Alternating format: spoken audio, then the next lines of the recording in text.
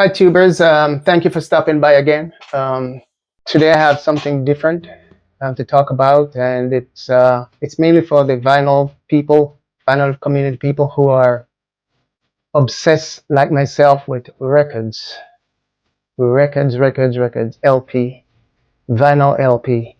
So I just got back from Tokyo, and I said many times before that if you're serious about vinyl collecting, uh, mainly jazz.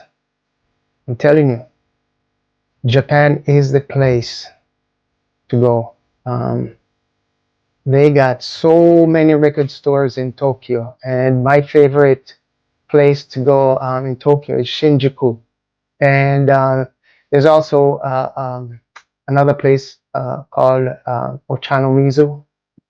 Um, there are two disc union record store over there, and I always go there. But Shinjuku is the place.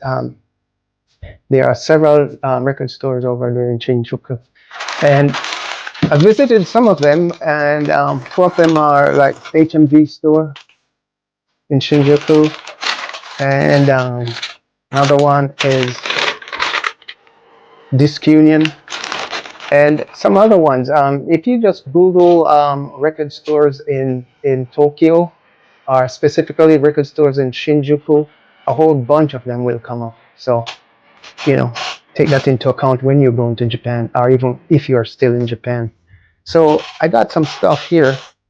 This is one I've been looking for. I can find it on eBay, but like I said, I was in Tokyo, and I wanted to get some Japanese pressing records, right?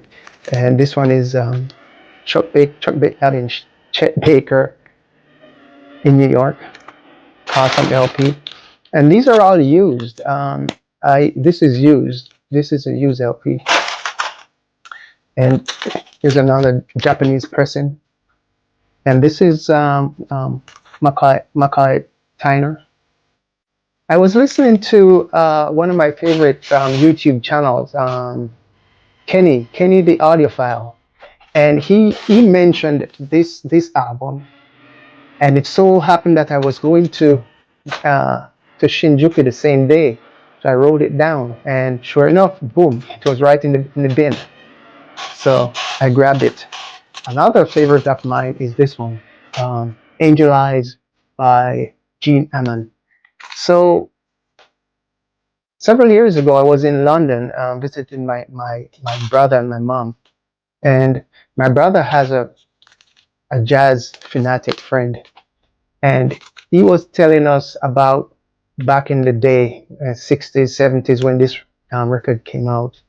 And he had a big poster of this this jacket made up, and he hung it over his doorway at his apartment in Birmingham, England. And he said one day he came home and the poster was torn down and tore up in front of his door. We never know who did it, but he suspected who did it. Angel Eye.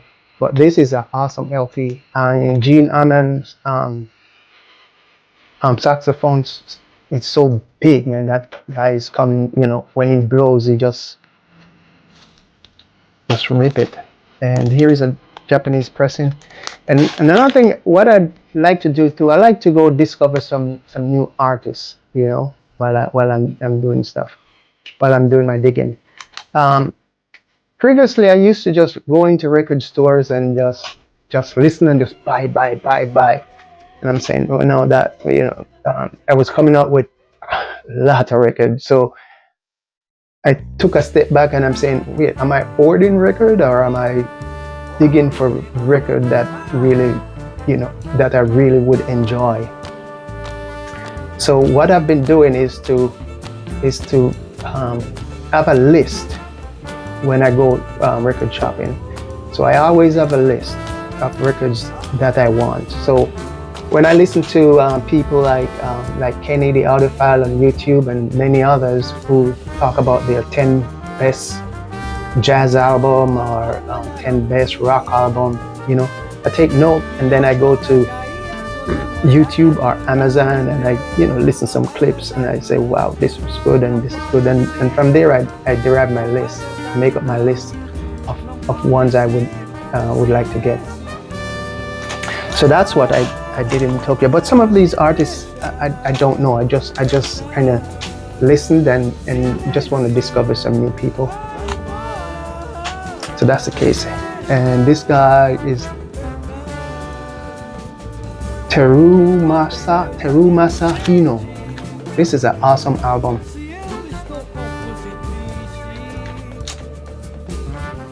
Japanese jazz. It sounds kind of rocky, kind of jazzy, kind of poppy, but it's really good. And of course, I got this Herbie Hancock and Chick Corea. This is awesome. And this is a Japanese pressing also. Now, this record, I've been hunting this record like a wild boar.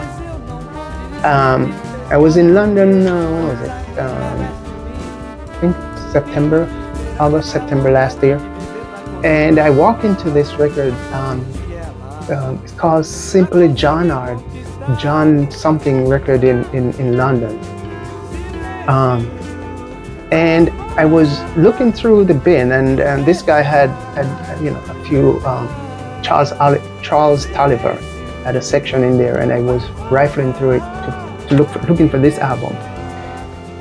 So I looked through it and I didn't see it. So I went up to the counter and I pulled my phone out because I have a picture of this thing, of this LP, and I go over to the guy and I say, I saw as I was approaching him, I saw him, giving me a smile, like, smiling, and then he says to me, then I said to him, you have this record? And then he just burst out laughing. He said, what happened to this guy? So many people coming in looking for this guy. I said, really? I said, yeah, what, is he dead or something? I said, I don't know, I just want this album. And he said, man, the last one was sold about 15 minutes before you got here. Some guy come in and he just rifled through it just like you did, and he was looking for this record and he grabbed just this record and walked out. And I was looking for it. But anyway, I saw this on eBay while I was in Japan, and it was a Japanese record person on eBay selling this. And I contacted them, and they were kind enough to ship the record from Osaka to Tokyo at their store in Tokyo. And I went there and picked it up. I was so happy to get this one. So this one is Charles Tolliver Music Inc. So finally I got it. Here's another Chick Corea I got picked up over there.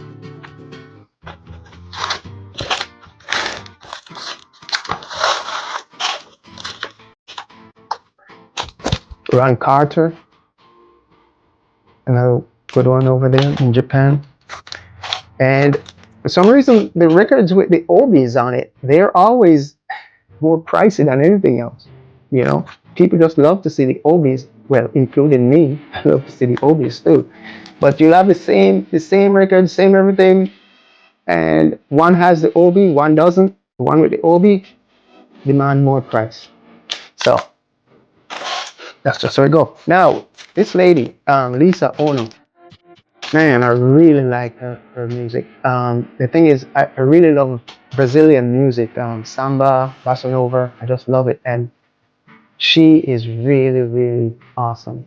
So this is a brand new one. This is a brand new LP, and I was able to pick this up at Disc Union in Tokyo. Phil Wood, I know. Many of you vinyl guys already know who this is, and this is a Japanese pressing also.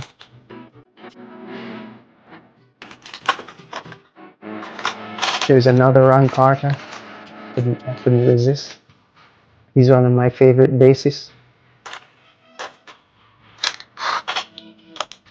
This one is interesting. This is a Swedish flute, and I just happened to just pick it up and say, let me listen to this thing. And this record, Sounds awesome. Let me. It's called Scary Bright. Scary Bright, and it's really a good record. This one.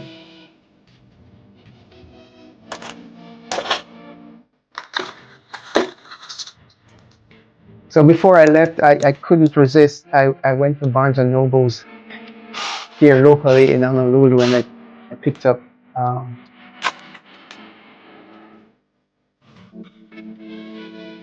Chris Bodie, Volume One, and also Long Gone.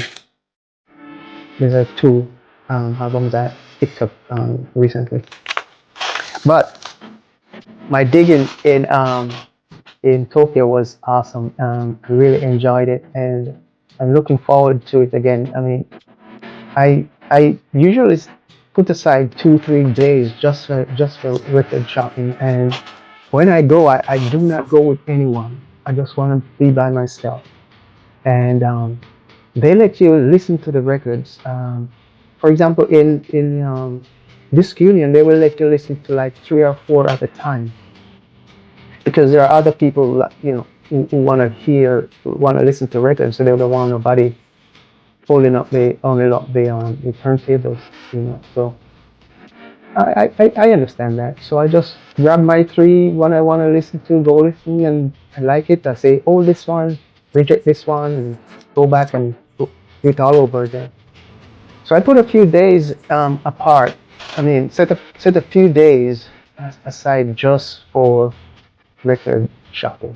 Period.